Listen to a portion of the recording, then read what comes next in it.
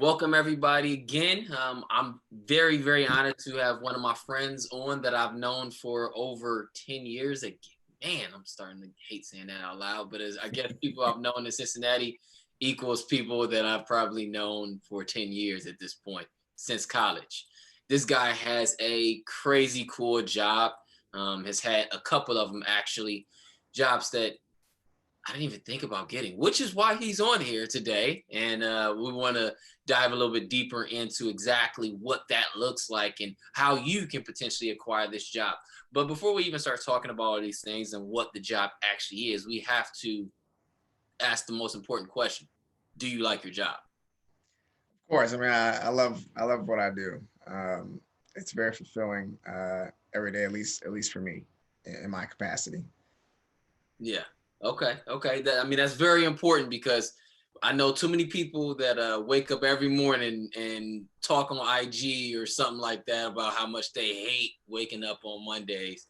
And it's like, if you hate waking up on Mondays, you hate a significant portion of your life. And we can't have that happen. And we got to figure out how to allow people to learn that they can do jobs that they enjoy beyond the basic same things that they're always told: doctor, lawyer, teacher, president of the United States. Those common things. You can be anything, those like the common things they always tell you. So exposing them to people like yourself, and your actual current job is what? I'm currently director of digital media at FC Cincinnati. Nice. What does that mean?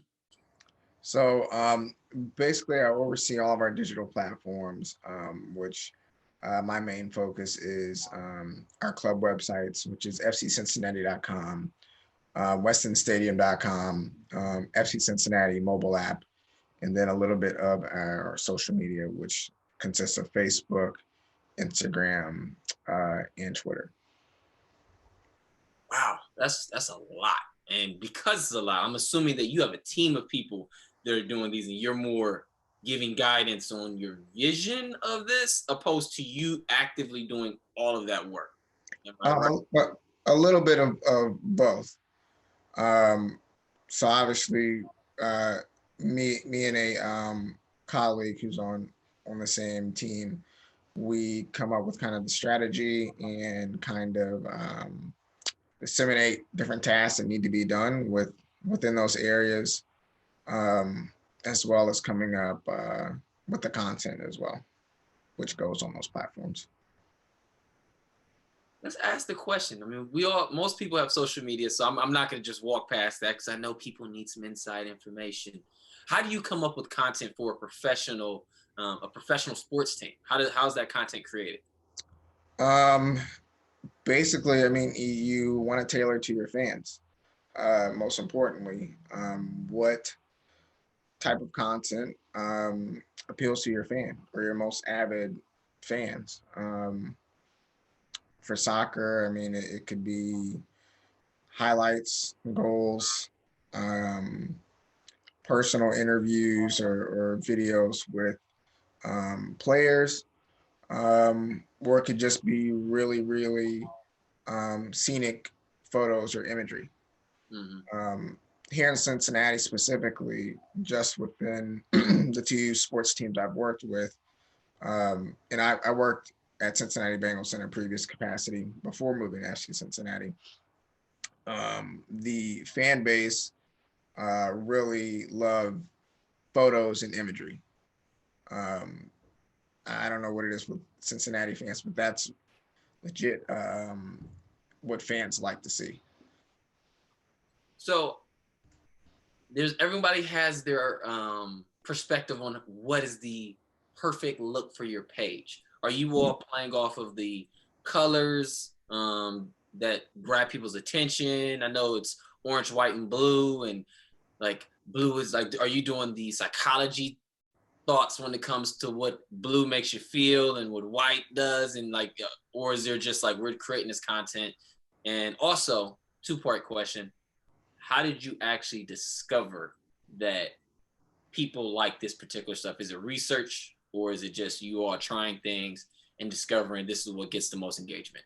So two part: colors, And how'd you know that what you're doing is the right way to do it? All right, so I answer the first question regarding colors. I mean, you want to stay on brand, so you don't want to just throw out and try different colors all willy nilly, because then you don't necessarily create a look and feel that necessarily your fans can look at this photo or this graphic or this image, and they can instantly tell, oh, that's FC Cincinnati.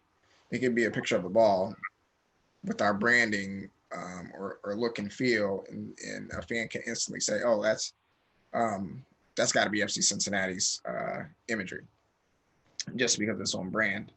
Um, the second part to that question, how do you kind of figure that out? Basically, you do research on the type of content that you're putting out, and you do sort of a like an A/B testing sort of deal. So to kind of figure out, hey, what really resonates with our fans. Um, Maybe one week you post um, your A testing at the same time every day for a week. Then the next week you post a different type of piece of content, same time, um, every day of the week. And then you kind of compare the engagement numbers against each other, against those A/B testing pieces, to see what really resonated with the fans.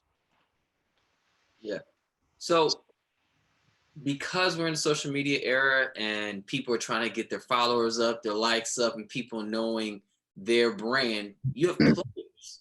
And you've actually worked for another team too, and I'm going to bring that up in a second. But well, I'll say it now. So for both, when it comes to professional athletes, how often are they reaching out to your department to say, "Hey, man, this is how I need to look," or "Hey, man, can I get that picture up off of you? I need that right there." Or Yeah. like, what's the engagement like when it comes to that? Um, so there's two answers to that question. So basically, um, obviously I worked in football previously before soccer or football. Um, the different personas of the two athletes are very, very different. Um, Football, the athletes are more demanding and sometimes more rude and not personable. On the other hand, with soccer players, they're very personable, and you can just tell the difference between the two just by their demeanor. Um, but you just have to set those boundaries at the beginning of the season or when players come in. And that's what we ended up doing, at least for the football players coming in. We would have a meeting at the beginning of the season for training camp, where they meet everybody in every department. And then when it came to my department, I said, hey, I know you guys are going to be reaching out for photos, to kind of put on your social media platforms and to enhance your brand and enhance yourself. If you see a photo that you like or you feel like you're not getting enough love, just just ask for it, but be respectful when you do ask. I got Yeah, and with the soccer players, they're a lot more down to earth and chill about it. I got you. Yeah. I mean, if I had to have a helmet on all times a year and I get to just walk around and no one knows me, I mean, I would be like, look, y'all cheer for me all the time. You're wearing my jersey and you just let me walk past you without even asking for my autograph. So perfect example right now. And I don't want you to talk about if you ever met this guy, unless it's a positive story. I actually was at LA Fitness, I would say about 2 years ago. And there was this big swole, I don't even want to call it a neck. It was like his whole thigh was located right here. Gotcha. And it was like one solid piece. Yeah. It was clearly Geno Atkins. And at first he had the C on, and I'm like, this big swole mofo. I'm like, who is this? Like, this big swole dude, who is this? And I'm trying to figure out this, and it hits me. I'm all right. Let me Google something. I got a question, and as soon as I look it up, because I ain't about to walk over and like fan out because I'm a Browns fan, so it doesn't. Yeah, for sure. Yeah. So I find this face. I'm like, yo, all y'all actual Bengals fans don't even realize who's sitting right there, and like that's like an actual star on y'all team that you should be like, hey, what's good? He sat out there. It was funny. He sat on the legs machine. Wasn't nobody gonna say nothing. It was like I want to say it might have been the calf machine. He was sitting on one of the leg machines, and ain't nobody say nothing to him because he just sat there for an hour on the phone. You could tell people was like, I really want that machine, but I don't know how his neck got that big. Yeah. I want to find out if it's from throwing humans around just in general. But that's big man problems or big man privileges, I guess, where you can just do things and people are like, let them have it. Yeah, no, I mean, a lot of people don't necessarily know, unless you're a true diehard fan, won't know the players from a can of paint out in public. Mm-hmm. Unless you're out and about, like unless you're out at a club or because obviously they're in a booth or popping bottles. But yeah, most fans won't recognize them out in the public, which is funny to me. Hell, even when I worked for the Bengals, they were doing a season ticket member tour, and I was in the gym and I was running on the treadmill, and some fans thought it was Muhammad Sanu. And this is back when Muhammad Sanu. I'm like, first of all, no, don't do it yet. Don't do it yet. I have to highlight the significant difference in what Muhammad Sanu is. Exactly. Muhammad Sanu is NFL receiver, mind you. My guy is, how tall are you? I'm 5'6". He's like 6'3", right? 6'3". Exactly. At least 6'3". Keep going, man. Because I'm like, that doesn't even make sense. Go ahead.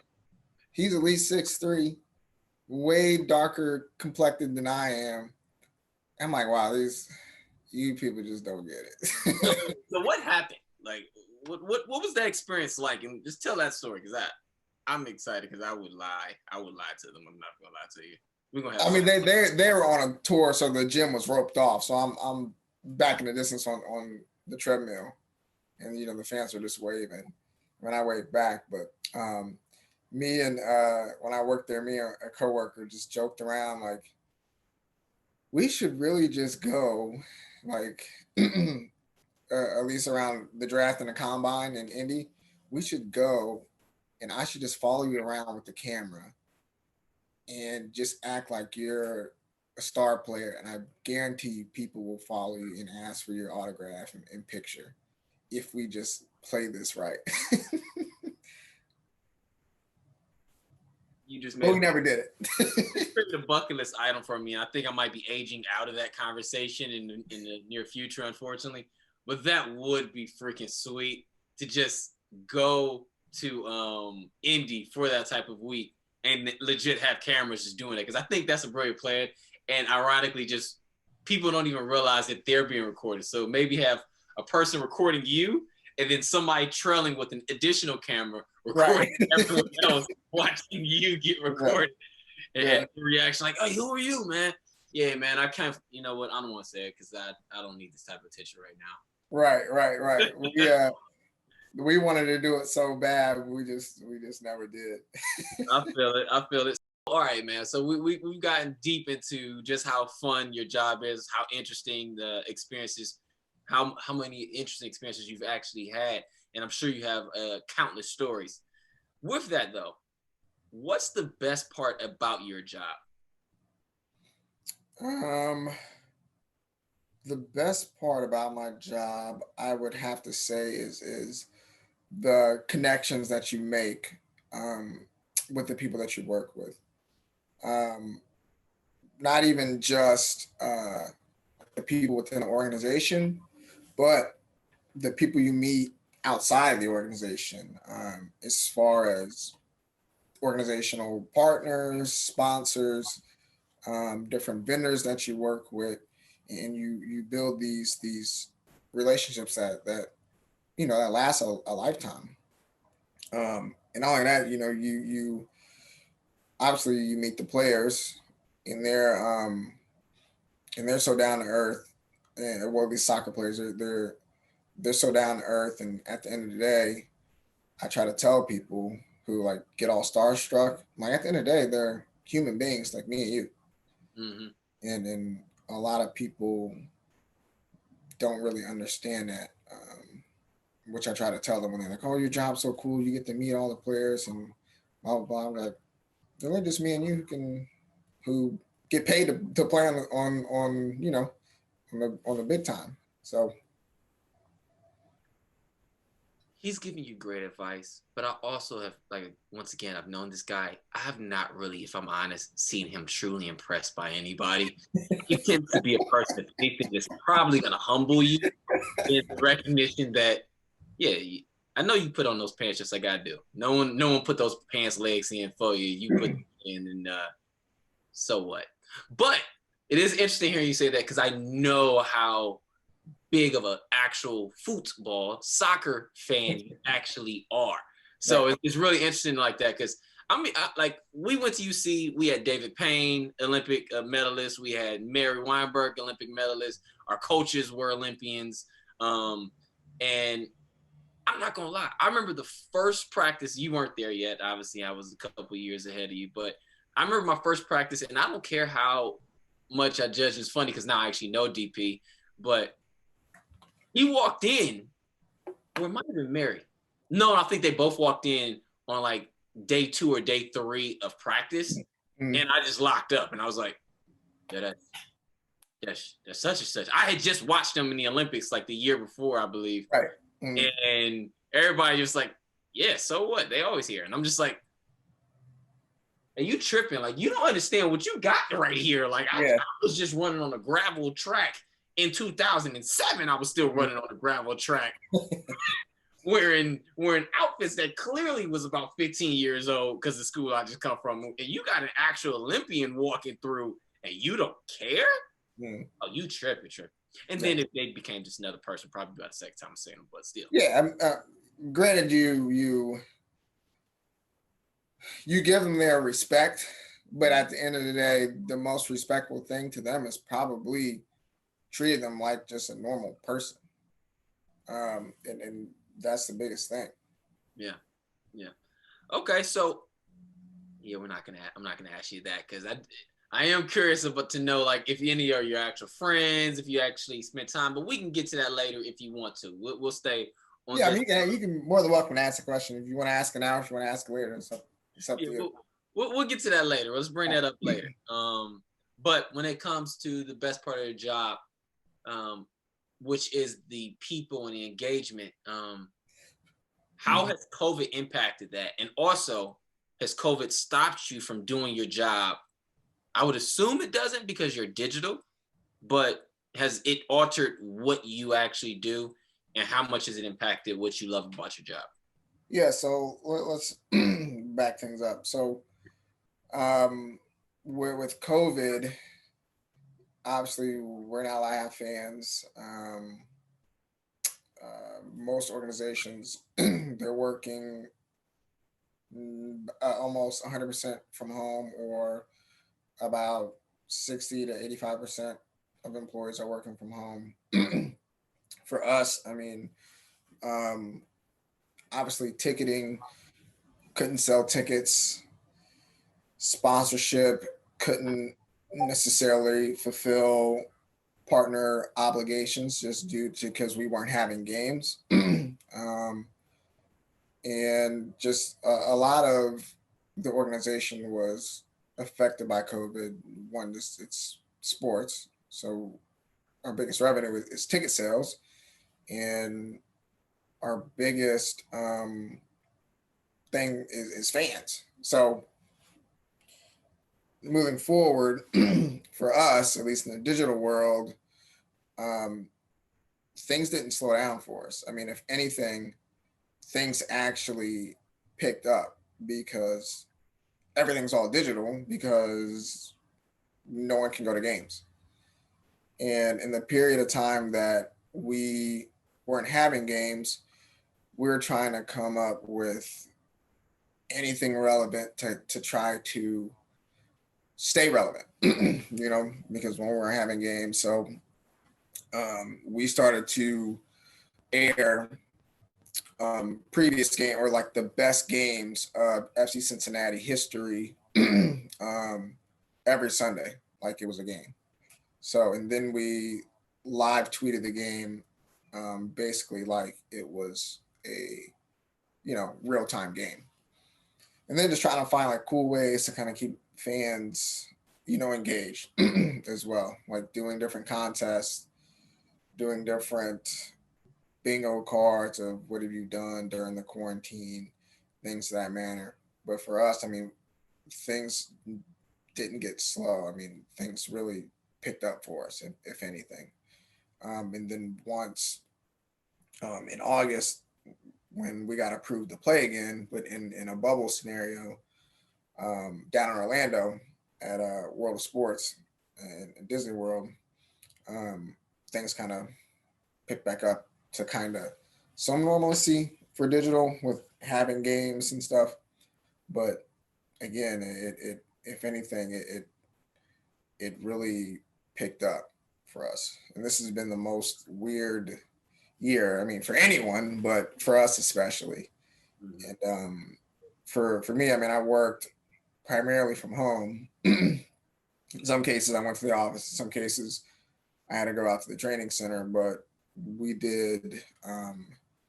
We had two teams basically, so we split the communication staff in half basically. So had the staff travel with the club or was at the training facility, and those folks that were there had to be tested, had to be COVID tested every 2 days, along with the players. So that training facility was going to be locked down. Who, if your name was not on that list, you weren't allowed on the premises. So anyone on that list, you were getting tested every 2 days. And then at one point it became every day. And then the other half basically worked from home or came in the office when need be. So that's kind of how it affected my space. Okay. So let's take COVID out of the equation because COVID isn't going to last forever. And by the time this airs, who knows? COVID may be over. Mm-hmm. But when we're talking about your actual job, what does a day in the life of you look like? No day is the same. No day is exactly the same.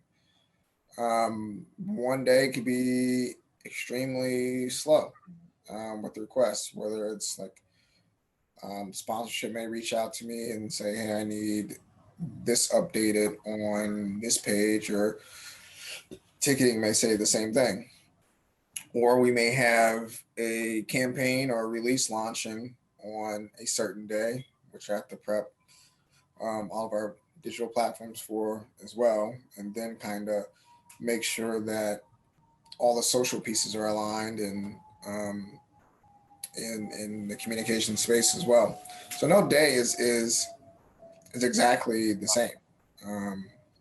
We'll get different player interviews. If it's a match week, we try to highlight who we're playing.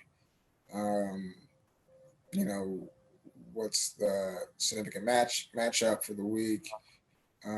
So no day is entirely the same, and that's what I kind of like.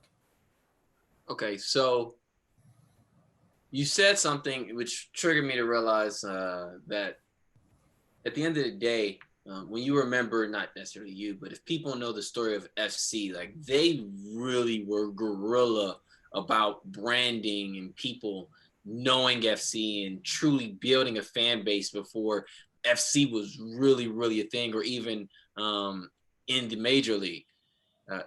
So with that, how is your department adjacent to marketing and branding, or are you in charge of just maintaining the brand the way you see fit? I assume that there's a marketing department separate from you all, or Yeah, so there is a marketing department who's adjacent or parallel to us, but we work together. But the organization has done a restructure where they're bringing in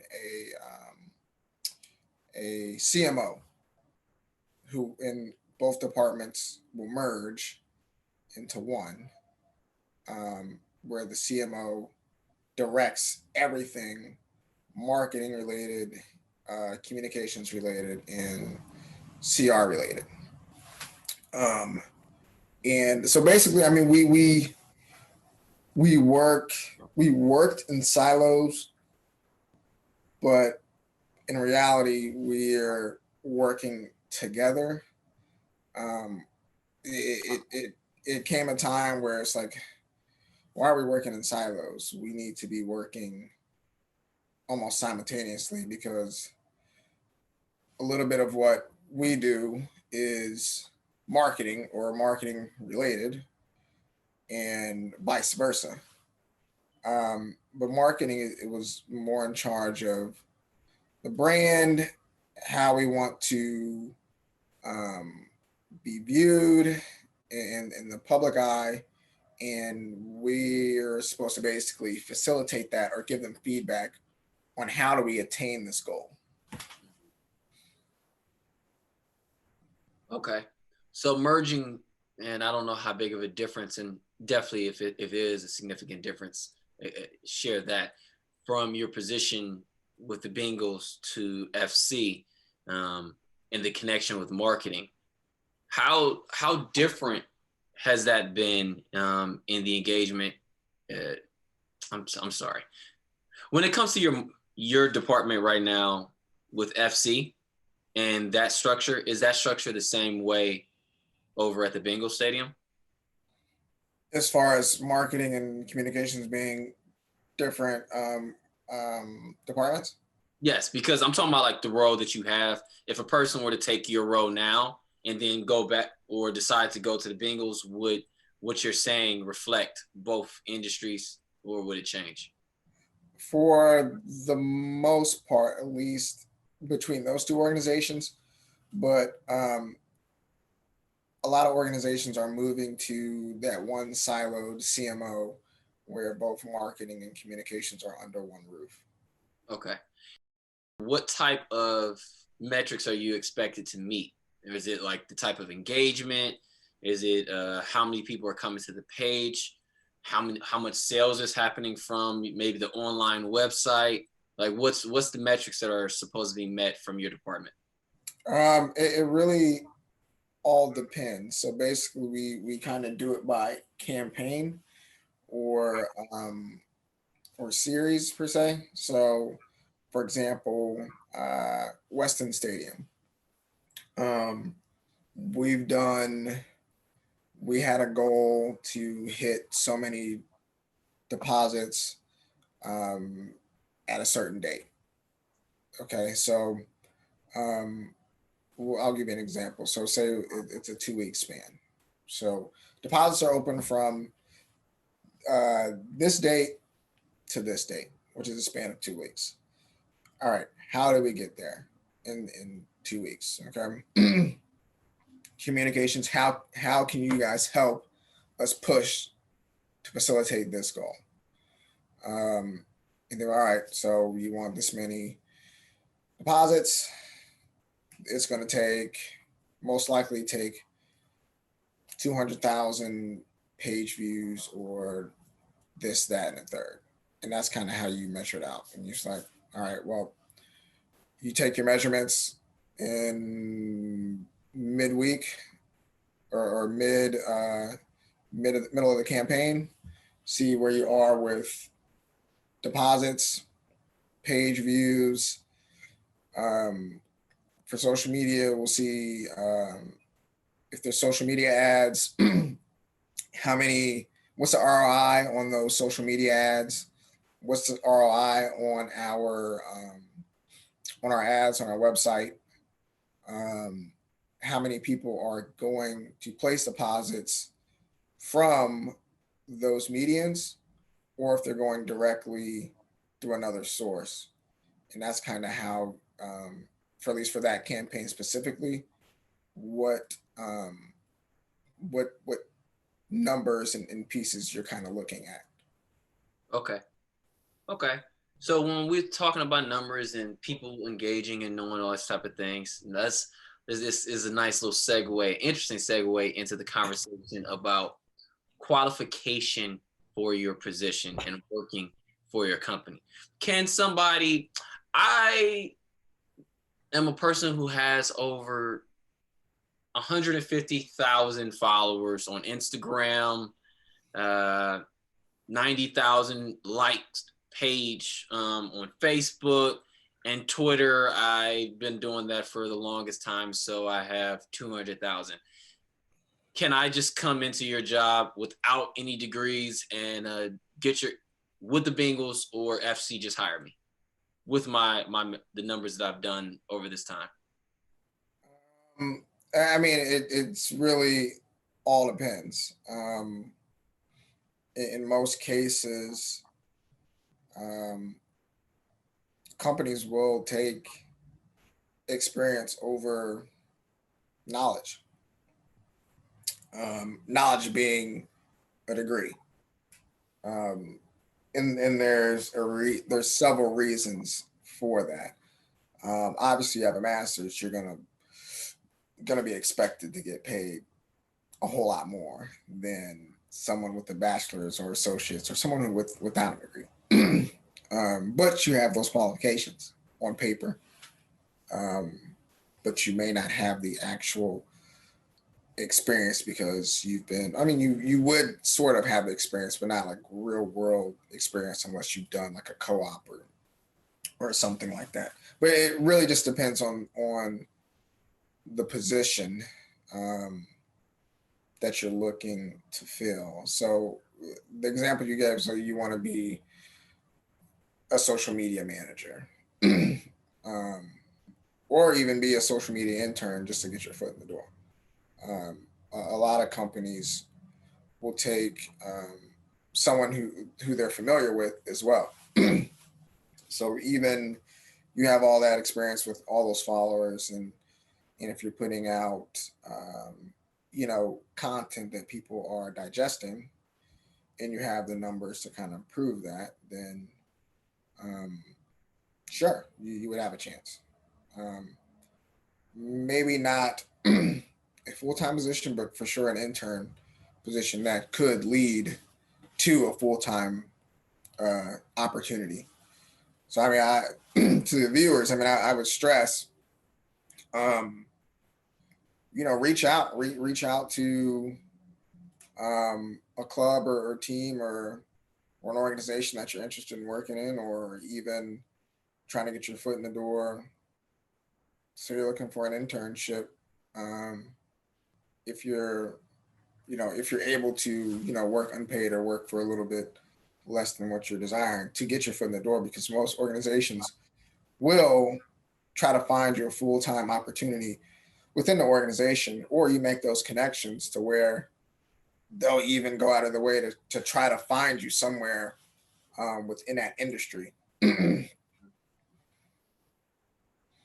Okay, so since we're here, let's start talking about becoming a director of digital media, and being Darius. So Darius is going into college right now. This is 2008, 2009. Nine, nine. I didn't realize I was 2 years ahead of you. All right. So you're going into college in '09. The path is started. We obviously know that you graduated high school and now you're going to college. What was the path that led you here? If you had asked me in '09, would I be a director of digital media for a sports team? I would tell you no chance. And what's funny is I didn't want to. I had no interest in sports back then, it's crazy kind of how I landed here. I originally wanted to be um, a game designer, but I started. So let's back it up. So obviously, my degree is in information technology, um, with the focus of web development and app development. um, so yeah, sports wasn't even in my head or in the equation back then. Um, so as I progressed through my degree and earning my degree, I ended up interning with the Cincinnati Bengals as a IT support technician. So basically, learning all the technical needs from an organizational standpoint um, on the IT side. So I was basically resetting coaches' passwords, making sure the emails set, making sure everyone in the organization had Word and Microsoft Office, making sure that their machines are working correctly, and basically just being on standby for any technical needs that they needed. And um, I was like, wow, I'm actually doing this for the Cincinnati Bengals, a sports team.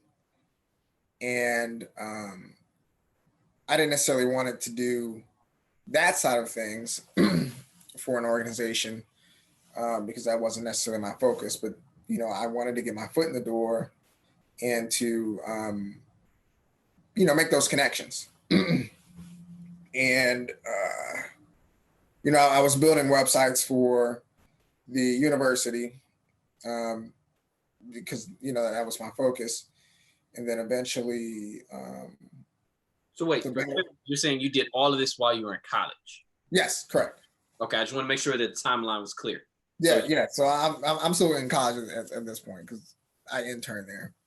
And when I interned there, I had I was doing 18 credit hours on top of running track, on top of interning. Yeah, it was nuts. It was a crazy semester. What year was this? Which is this? Is this junior year, senior This year? is year 2013, so my junior year. Okay. Jesus. Yeah. Um. So, and then they knew what my interests were. They had I just want to I want to build websites and do a little bit of graphic design and basically app development, and that's my focus. And then, okay, cool. So they call me. Um, they call me months later. Like, hey, our web guy is leaving. When do you graduate? Uh, Maybe we can work something out. I'm like, I don't graduate for another year. and I told him, I was like, and I don't see myself working for a sports team like in that capacity. Like I see myself like kind of working for a solution center and making different applications for different clients. And he's just like, all right, well, just um, let me know. Just think on it for a few days. So I got the phone. I think about it. And I was like, well, I'm not done with college yet. Uh, I got one semester left. I don't know. I don't have a job lined up after I get out of college. So let's just see where this goes. So I interviewed for the position, and this position was for manager of website and graphic design. So it was almost tailored for what I wanted to do, but in sports. So I went back, interviewed the 2 in-person interviews, and they ended up hiring me. And I wasn't even done with college yet. This is still junior year. This is into my senior year. Okay. And so I had one semester left. And so I was like, oh, well, you guys know I'm still in school. Yeah, we could just, we'll just figure something out. So I split my last semester into two. Ended up graduating. Was already working full time for a professional sports team um, in Cincinnati. So it's crazy how I landed there. It's and the rest has just been history. Like I built, we built that digital media department from scratch because there was only one person in that department before I was brought on. So me and another guy got hired to kind of create that department from scratch. So I'm talking from buying equipment, setting up servers, um, identifying uh, what needs to be changed.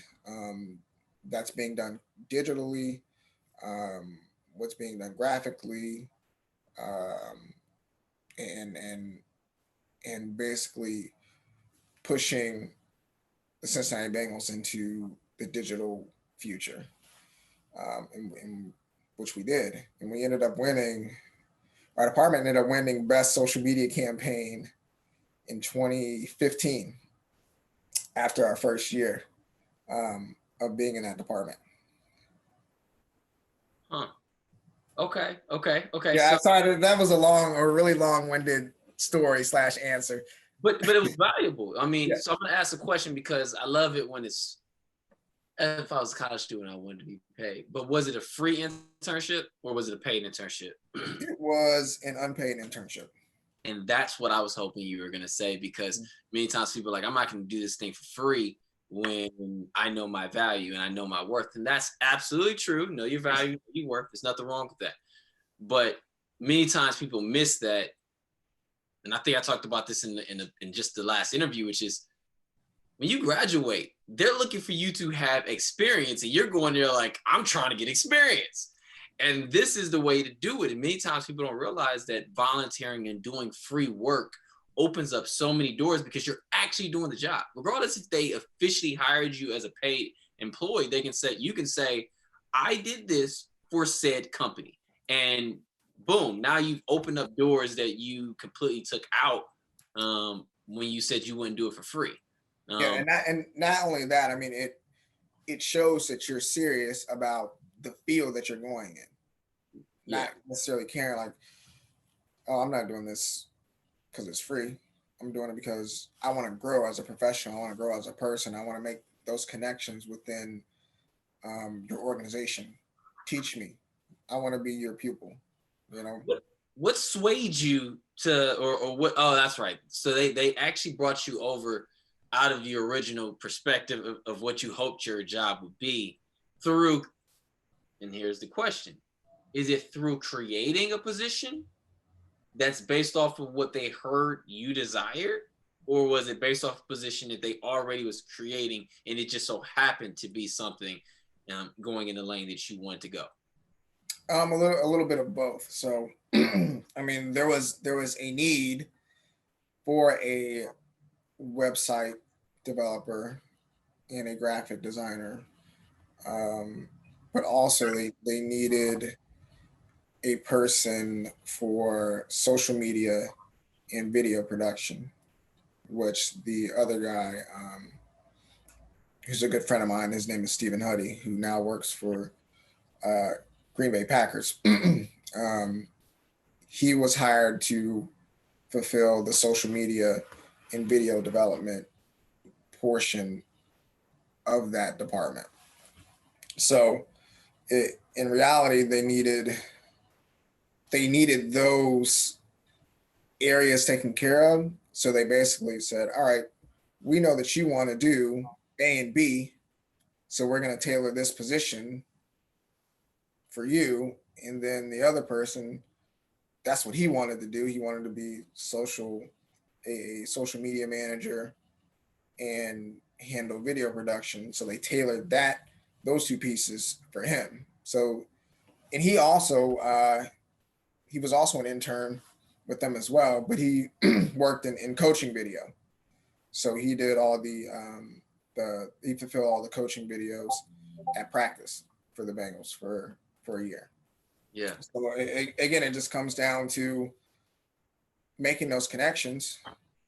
They knew what I wanted and what I was looking for in my professional growth, and as they did with Steven, and they created those positions and tailored them to us specifically. And see, I'm so glad that you laid it out and you showed how real of an opportunity it is when a person has talent, when a person has expertise, when a person knows an opportunity and presents it to an organization, that even if the job that you want may not currently be at the business that you want to work for.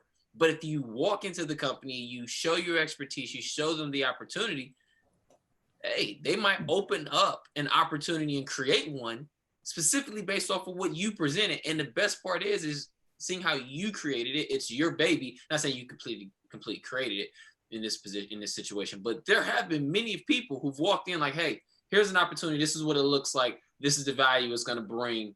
And this is my expertise in being able to follow through with this. And boom, an opportunity shows up for them to have a job that did not exist in the company. And a person can do that while currently working in their company and seeing, oh, they need help over here. How about I present this position to them and see if they'll be willing to take this up. And that's how many people get raises, going to work that they love. And that's a way that many people don't even think about. And so I'm definitely glad to hear your story about that. I am curious to know, taking several steps back, seeing how your position was shifted and you almost was swayed out of where you are now because it wasn't exactly what you wanted to do. So one of the first questions I should have asked was, what is the first job profession that you remember wanting to have? It was like I said earlier.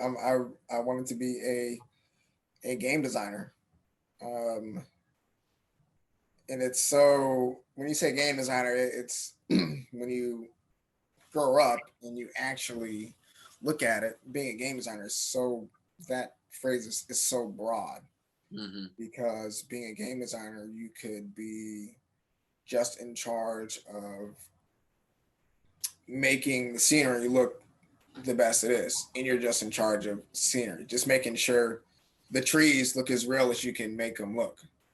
Or you could be part of character development, and you're just solely focused on that.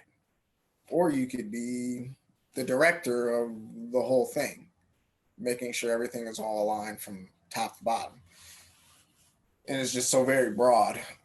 And when I looked at it, I was like, man, just so many different avenues that you could go down wanting to be a game designer. And then I guess I just kind of grew out of it and wanted to be more, I guess, more realistic with myself and being tailored to what my actual interests were, which would be graphic design, and website development, and making sure, one, that it looks aesthetically astonishing and pleasing, as well as making sure it works technically.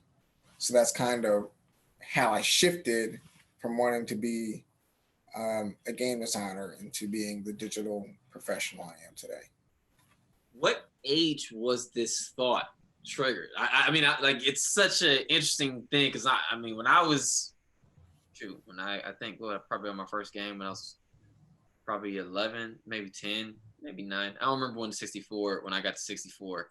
I guess the date that would be the year that the Star Wars video game came out. Whatever year that was, that's when I got my 64. So I was just trying to get on the sticks, man. So Right. What age were you that you're like, I don't want to get on the sticks. I want to make people get on the sticks to play my game, or I want to get on there to do something that I've done or enjoy something that I've created in this program. Yeah, I guess it started It had to be when I was 7. 1997 is when I want to say Final Fantasy 7 came out. Hold on, I should know this. I got the game right here. Hold on, let me just grab it. Hold on. My guy still owns the actual game. I respect that. I respect it. That's like a business deciding I'm going to put up my first dollar I ever earned and put it on the shelf. You have the first game that triggered your thought into the profession you have. Final Fantasy 7? Yes. The original joint that came out on PlayStation. So this came out in 1997. See? 1997. This game blew away every gamer in the market just from an RPG perspective. So my RPG are role-playing games. And that's my favorite type of game to play just because it's almost like reading a book. It tells a phenomenal story. There's character growth and development. You get to see how a character grows over time, and the story. If you create a good enough story, the story lives with you for a lifetime. As you can see, it's 2020, and I still have this here. Is that the original, or is that your original? Yes, this is mine. Oh, Jeebus. Yeah. And that what kind of pushed me to want to be a game designer, to kind of tell those stories and to, kind of captivate your fan base, and that story lives with them for a lifetime, like that has for me. Clearly. That's freaking cool. Wow. All right. I'm surprised you only got that on you should have that on the shelf. Not even in the case. You need to protect that thing. Like frame that boy and then hang it up and just call it a day. Like right. Are you still playing it? Is the game currently in that case? You better believe it's in this case. I mean, I realize. It's just a case. Just asking. Oh, okay. My guy actually got it. There's 3 discs. So as you can tell, this story or this game was very long. So it came with 3 discs. You ain't got to keep grabbing everything. I don't want it to. I'm not. Oh, I don't want you to blame that thing just vanishing in your hand like somebody in the Avengers. Yeah. No, and I've tried to play every Final Fantasy since, and even gone back and played the older ones. Mm-hmm. Another game I'm a big fan of is Sonic the Hedgehog. As you can tell, I got this up in my office. But yeah.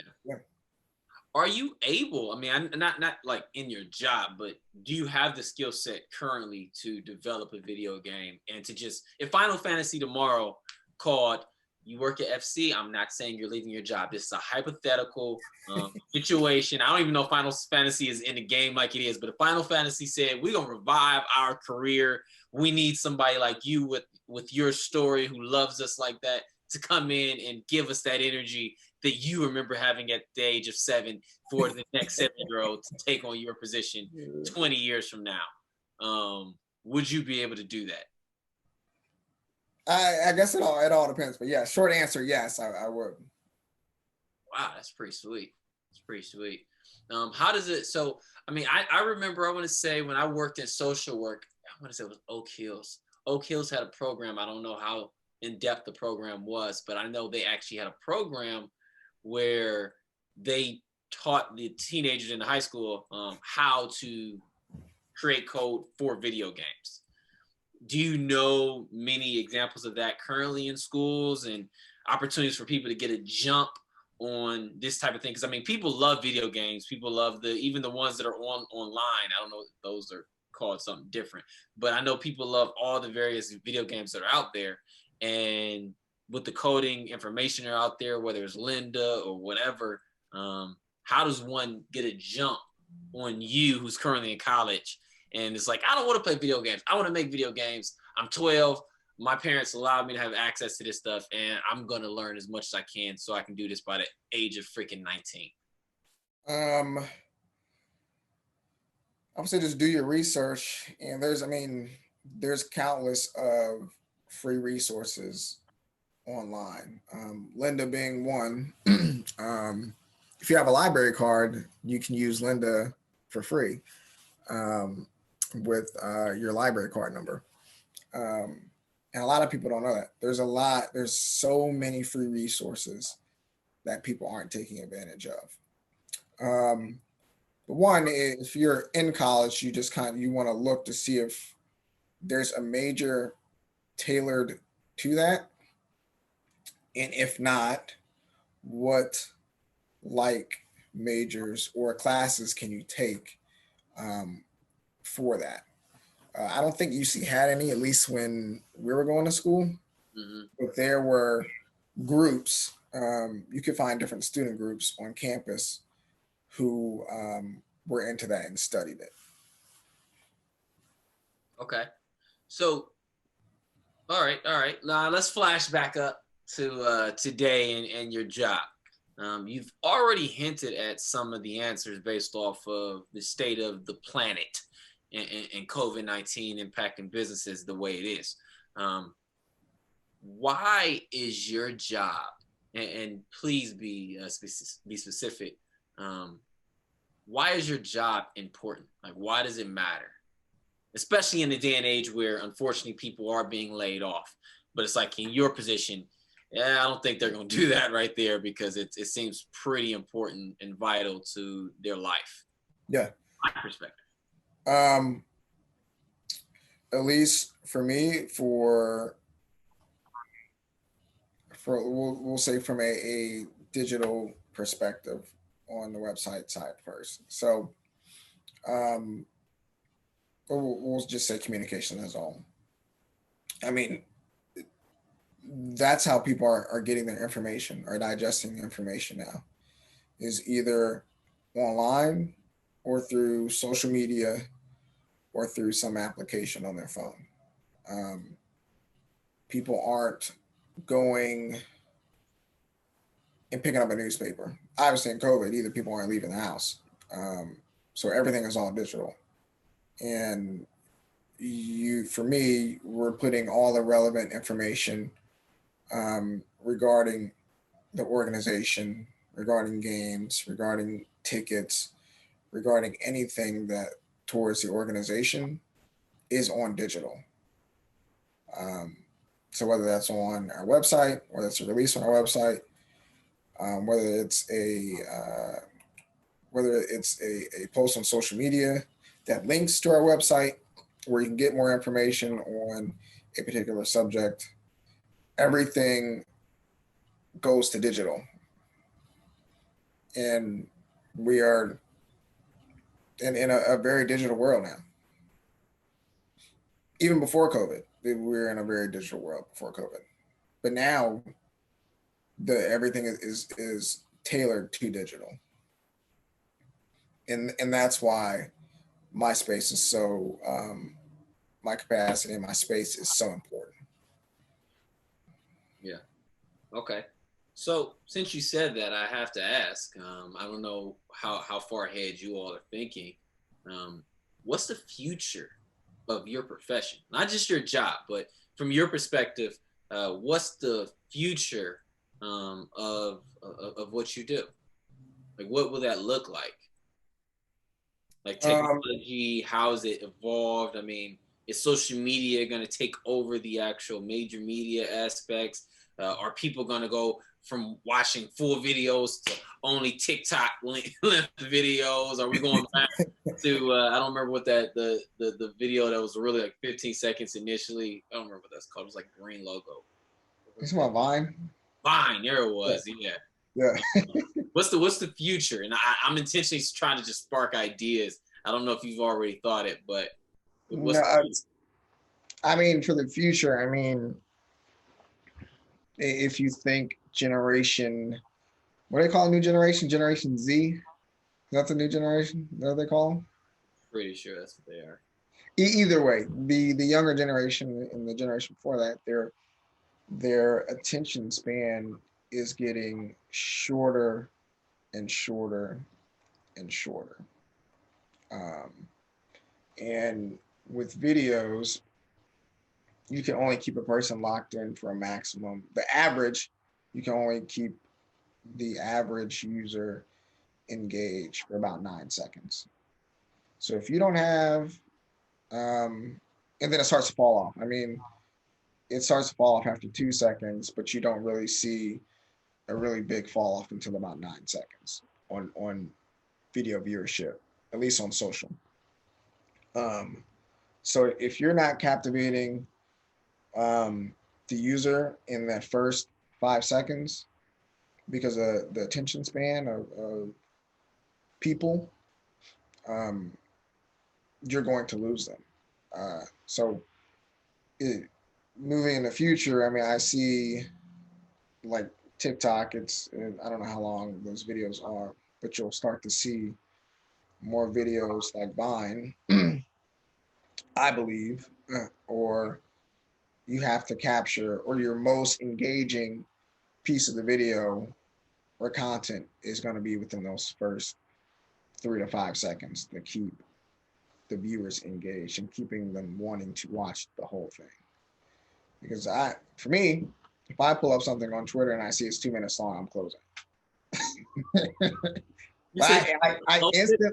I instantly look at how much time this video is going to take for me.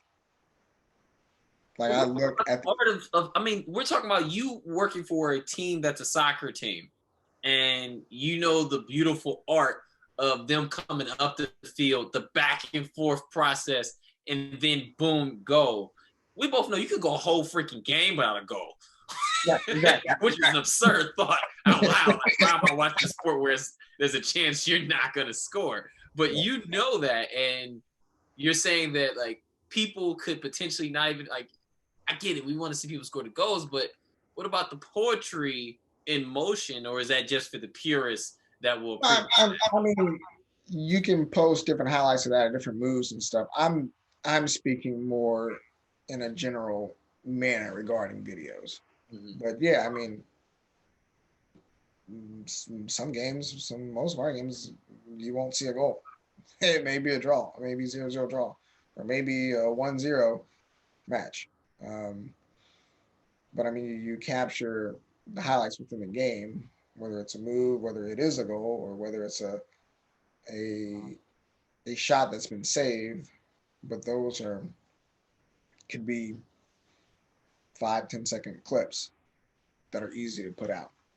But as far as like the 9 seconds, I was speaking in general of videos or engagement on a video. In a general sense. How important could influencers be in the future for your industry? Give me an example of an influencer.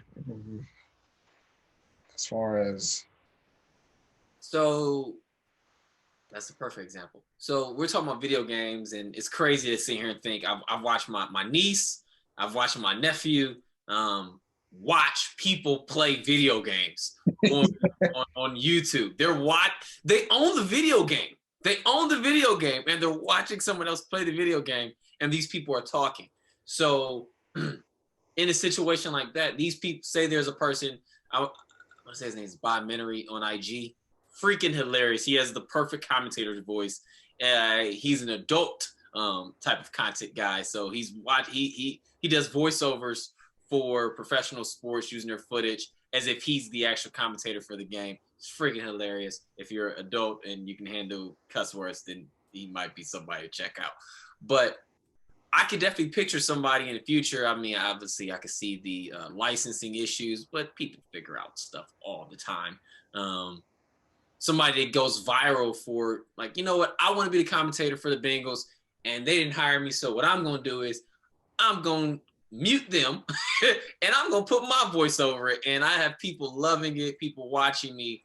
And because I'm so connected to this team just through that content, regardless if I'm working for them, I'm going to share this with them. And that FC in this situation knows that I'm a part of their brand, even if they don't want me to be or not. So I'm an influencer connected to FC, whether they like it or not. Yeah, yeah. And I probably just gave somebody a job right there, and I just realized that after the No, I fact. mean, I need some type of percentage off if whoever goes out there and steals this idea. no, they play a big role. Like for us, our supporters groups, um, which are technically our influencers, they play a big role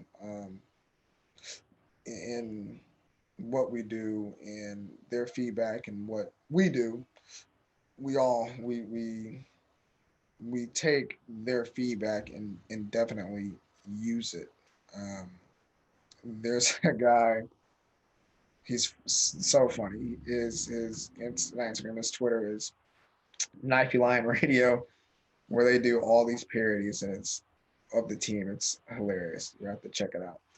And then even Reddit, like Reddit is such a, I call it the dark world of the internet because it is such a black hole to get into because it just goes on and on and on of information and parodies of fans that you just did not know exist or what they're actually talking about.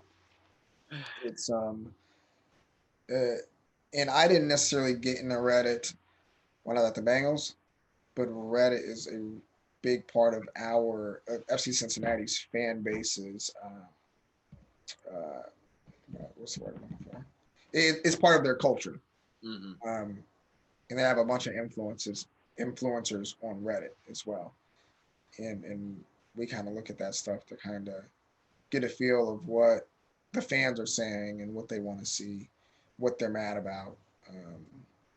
It's really interesting to take a dive into Reddit because I never understood it until just recently that it's such a black hole to dive into. Yeah. So Reddit users out there that's connecting to the team know that they actually are listening and paying attention. But I will say this. I am so scared because I always saw Pinterest as this girly thing. My wife, she actually put me onto it, and I definitely have my own little, I wouldn't say I have my own Pinterest boards, but I go through and I find different content, whether it's diets or workouts, and I just create these different things just so I can go there and find all this content. So I think Pinterest is a great tool. I have never, just like prior to me looking at Pinterest or hearing about it, I've never even looked at Reddit. I've seen the logo several times, but I've never even been on Reddit. So I'm definitely gonna have to check that out. Yeah, check it out. Yeah. But you said on any topic, actually, on any topic, Reddit is almost like Pinterest, but I would almost say like a darker Pinterest, depending on which hole you dive down. Oh, that sounds fun. You just have to search it. But anyway, before you go to the next topic, Pinterest is a very, very underrated app. I thought the same thing too. Like this is for girls. Like all I see is like do-it-yourself makeup, do yourself like basket weaving or some girly stuff. But no, I mean that's literally one of those other black hole apps that you can just get caught up on just searching. Like I search different ab workouts in there too, and you just scroll and save stuff, and you could be on there. You look down and then you look back up, an hour has passed. Yeah, because every time you click something, it has like a whole bunch of other things doing it, and it just keeps doing that nonstop. It's just infinite content over and over, which I really nervous again of Reddit. App is genius. It's genius, but it's so underrated. Yeah. But you brought up the transition, and I want to stay there from Bengals to Reds. So you mean FC Cincinnati? Man, I'm such a Clevelander. I'm not even gonna lie to you. I'm so sorry. And the Reds is the only team. Well, actually, I root for the FC. I actually root for FC. Shout out to them. I will never ever be a Bengals fan. I want them to succeed because I live in a city. But as I say, I need them to lose twice a year, at least, to my Browns, and 3 times if necessary 1 year. Outside of that, they can do whatever they want. But I'm not gonna own bingo stuff. You can buy it from me. It's gonna be somewhere. But nonetheless, your transition from working for the Bengals to FC. What was that like? Like, tell the story of that switch, because I think I remember when we spoke briefly about you doing that, and it threw me off because I'm like, that's the red zone. That's the NFL. As they've said in the movie, they own a day of the week. Like, why would you leave that when your friend is going and went and played for is working for Green Bay? Yeah. Like, that's a storied franchise. There's so many opportunities out here. Right. But I know I want you to talk. So go ahead. So I mean, basically for me, it was a hierarchical move. One, I was going from being a senior manager to a director, and then working in a sport that I actually loved. Not saying that I didn't love football. I mean, I liked football, but it wasn't my heart and passion. Mm-hmm. But so, I mean, when I was approached about coming on to FC Cincinnati, they were still in the USL, and they weren't in Major League Soccer yet. And I was like, I can't leave an NFL team for a minor league team. I was like, maybe if they go to Major League, then yeah, I would consider. Then they got the Major League bid to be the next expansion team in Major League Soccer, and then I thought really hard and I made that jump. I was like, this will be a good professional move for me, just to grow, to actually be able to manage a team and then build another department from scratch, but within another sport. Did you personally look into it? Because there's so many different ways to go into into a new position. Did you personally was like, oh, they hit the MLS. Let's look at, I personally am going to research their department and see if there's an opportunity, or was an opportunity put out there available for you to already know and you decided that, or did somebody approach you, or is it something you can't really talk about? The president of the club reached out to me. Okay. We worked together at the Bengals. He left the Bengals to actually start the team back in 2015. So, yeah, so he was always in my ear, hey, we want you over here. We want you over here. And, you know, I just stressed to him, like, hey, if you guys go to Major League, I'll be able to consider. So, and that's when it happened. And then, you know, then I made the move.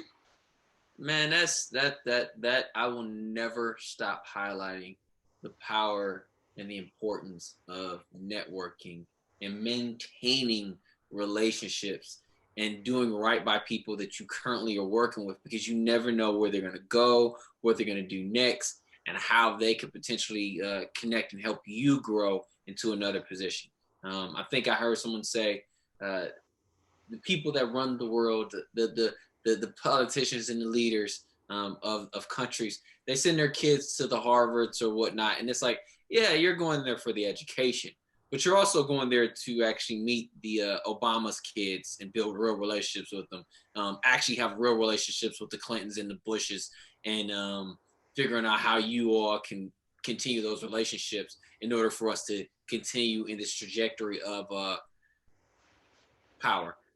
Or just success, I should say, better yet. And so that, to recognize that that's how a lot of people do it, is maintaining relationships and knowing that, yeah, there's an opportunity currently for me to make money and the basics of life, but there's a whole nother dynamic taking place. And if I don't respect the dynamic of relationships and connections, then I may miss out on whatever may come next or could have came next. But okay, so let's ask the question. I gave you the heads up this question was coming. So, do you know the ballpark salary range for your position? Like, and more important, let's say this one and the Reds. I want to do not the yeah this one and the Bengals. I did Reds again. I know it. I know I did it.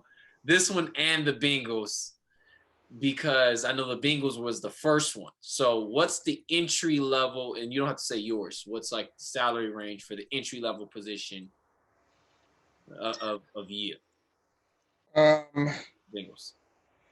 it could be anywhere from 30 to being low end, 30,000 to 40, 45,000 a year on the high end. So 30 would be the low end and 45 being the high. Okay.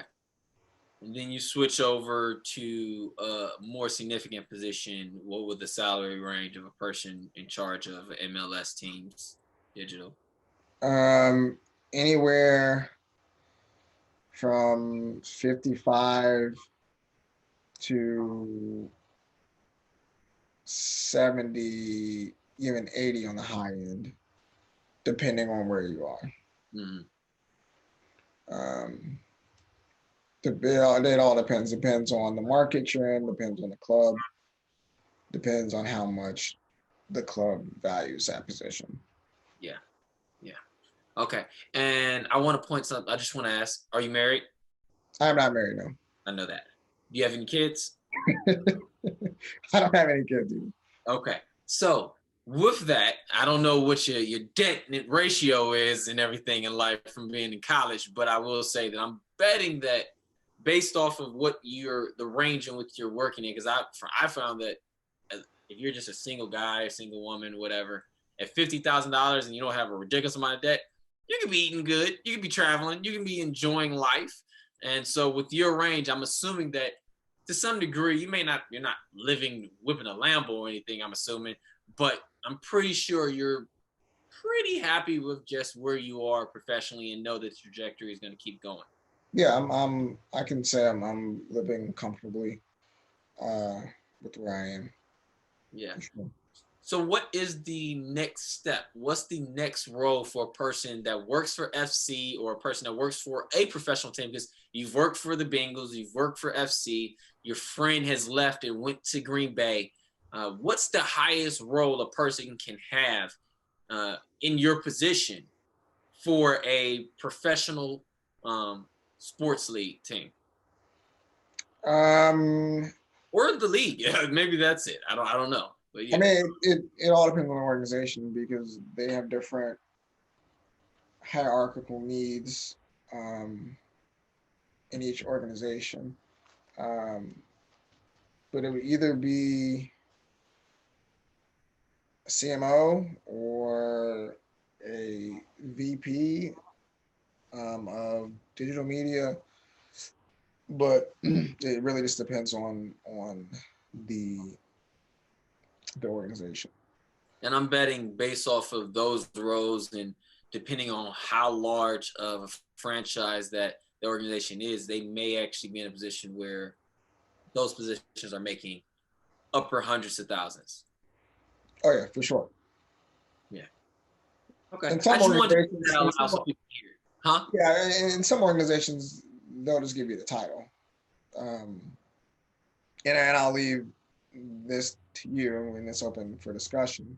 I mean, titles to me, at least from being in the sports industry, titles don't really mean a thing. It's only pretty looking from the outside in. Mm-hmm. Um, so you could be a VP and not really do anything or not know what you're doing because your staff's doing it. Um, or you could be, a higher title just because they couldn't pay you what you wanted.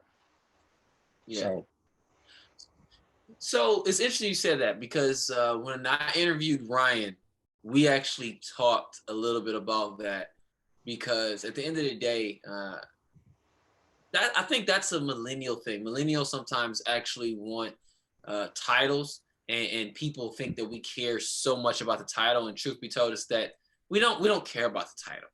In fact, what we care about is the fact that you cared about the title, and by you seeing the title, you were like, all right, that title means that I can pay this guy this much money. And we just try to get to the starting line because most of us, so many of us have freaking student loan debt. We're just trying to get out of debt so we can finally feel what our entire salary is. But I will say this. I had a mentor when I was working in Nashville, and she told me, so I was a business development guy, more specifically, because I knew titles mattered. I was actually a business development coordinator. And so I never said that. I only said I was the business development guy because I actually was doing a lot of the business development manager responsibilities. And I still just had that title. I remember talking to her. She was like, I came in and I was director of business development for this large construction company. And she was like, I had to go to my actual president and say, hey, I need to have my title changed because unfortunately, the people you had me reaching out to, they care about this title and they're seeing director opposed to the fact that they only speak to vice presidents. So I need you to change my title from director of business development to vice president of business development. And she changed it and instantly started to be able to get these meetings with the presidents and CEOs of these companies because they actually were like, oh, okay, she must be more significant because the title is shinier. So I definitely agree that we don't care about the titles as much. And I don't think it's just us. I think other people recognize that in general, unfortunately, people with certain stature respect people with certain titles because they think that, all right, this person is, I don't know if it's that they feel this person is worthy of talking with me or this person has gone through enough to prove that whatever they have to say is actually worth me listening to. Because you can go to a networking event and ruin the entire conversation by saying what you do. And the person immediately thinks, yeah, all right, nice to meet you. And then want to go and find somebody else who has a shinier title. Right. Mm-hmm. Well, we're getting to the end, and I don't want to leave this without asking, did you have a mentor in the process of getting to this position? Um, yeah, so my old boss at the Bengals, who's a good friend of mine, and also a mentor, he was their director of information technology, um, who's no longer with the club anymore, but he was a big mentor to me because when he was my boss for my first 2.5 years there, he was my boss when I interned, and kind of took me under his wing. He's still my mentor. We talk every day.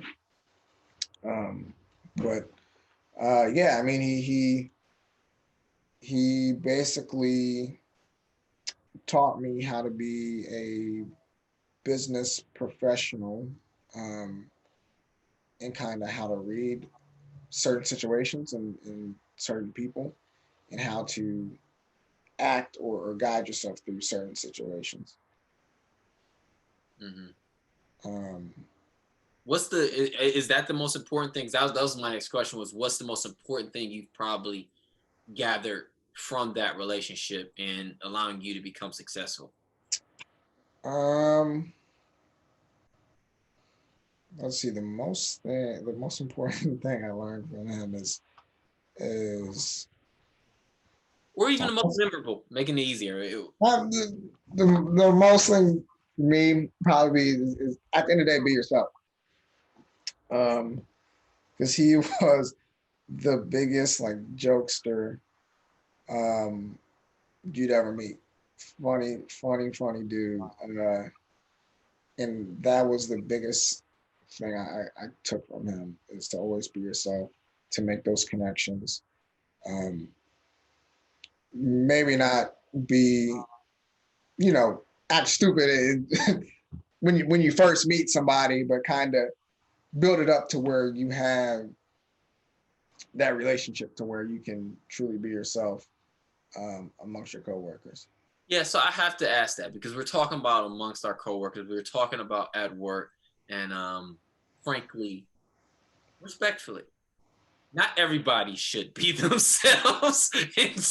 Because sometimes we're talking about a Dave Chappelle sketch of when keeping it real goes wrong. Yeah. So if you don't Basically mind, be, explain what that means, because everyone's like, just be yourself. It's like, yeah, don't do that. You yeah. you shouldn't do that. Basically be someone who lifts others and be someone that can be, that you're a joy to be around, not this, black cloud. I also hear you saying be not just genuine, but be a real person. Like when you come into the job, don't be a robot. Like if, and I'm gonna simplify it. If you're, my wife's a teacher, so if you're a teacher, don't just show up and just be all business, talking about worksheets and what your class is working on, what the curriculum is. Like talk about real things, like things that show your personality, things you actually enjoy. Be a human. Yeah, no, for sure. I mean, and in sports, sometimes you get caught up, at least when it's busy during the season, that you become a robot because you're like, all right, I need ABCD done, and you're just locked in. And sometimes it gets to be a routine to where you're just knocking this stuff out. Um, but another thing, in your coworkers, I mean, you're most likely going to be them. You're going to be around them more than your loved ones, um, because you're with them 8 hours, 10 hours a day. So you want to enjoy, you know, the personalities and the people that you're around majority of your lifetime.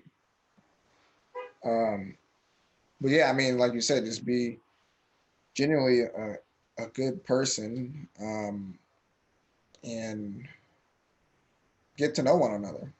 Yeah. On You don't have to be like, super personal or super. I'm not saying have your coworkers be your best friends. Um, there's boundaries that you can set, but always be that person that someone can feel comfortable in coming to talk to you or anything. Honestly. Yeah. Okay. All right. Well, I definitely appreciate your time, man. It's been really fun. I'm gonna ask one more question after I say what I say, but based off of what you said, I just want to bring to the fore of one of the most important things and one of the most significant reasons we have this content that I'm creating, and that's because people have to know that 40 hours of your life, 60 hours of your life, however many hours you're working, is not 60 hours of work. I don't care how many times I say it, I'm probably gonna say it on every episode. It is 60 hours of your life. And therefore, you to find something that you actually enjoy spending your life doing. Otherwise, you are just losing hours of your life, and you're gonna look back and you're gonna regret it. And especially at the moment that you meet a person like Darius or even myself who enjoys what they do, and you realize, man, I should have pursued what I actually enjoy and learned how I could earn income or make income that would allow me to live the actual life I want to live, because all of that is possible. Sure. Do you have anything that you want to leave people with? Yeah. So I mean, like Mario said, um, it's 60 hours of your life. You don't get time back. Time waits for no man, and time is more valuable than money for me. Um, and that time is valuable. You can't put a price on the time that you lose, and it's never too late to change what you're doing. If you hate your job, or you want to do something else, or you want to try something else, do it. Like, what's stopping you? Granted, do it within your means. I'm not saying tomorrow quit your job and go for your dreams and leave everything on the burner, but do it realistically, um, or try to find or plan out realistically how you can make it happen, and then have a the biggest thing too is have a support group. Have a support group that will hold you accountable, that'll lift you, um, that'll keep you on your toes. Um, it's because I mean, if you don't have the support, I mean, granted, you want to be able to be motivated to do things for yourself, but it never hurts to have a strong support group, whether it's your family, whether it's your friends, or you may need to change your support group or the people you hang out with to achieve your dreams or what you're trying to accomplish. Because I mean, you hang around with like-minded people. So if you have like-minded people in a circle who want to be financially free or want to obtain their dreams, you're more likely to obtain those goals with the group of people who have the same mindset. Yeah, man. Yeah. So your audience, your people that you spend time with, they're going to rub off on you. They're going to impact your life. They're going to actually potentially direct you in ways that you don't even recognize is taking place. I also want to spotlight just the fact that every time he left a job, or I guess a couple of the times that he transitioned, he had a job in place. Like some people, I get it. I respect those people who have the guts to just. I think it was a book called just Leap. The book, yeah, it was called Leap. Um, and I think the author might have been Tess. But yeah, the average person shouldn't just do that. Like you should mostly like before you get a job, have a job.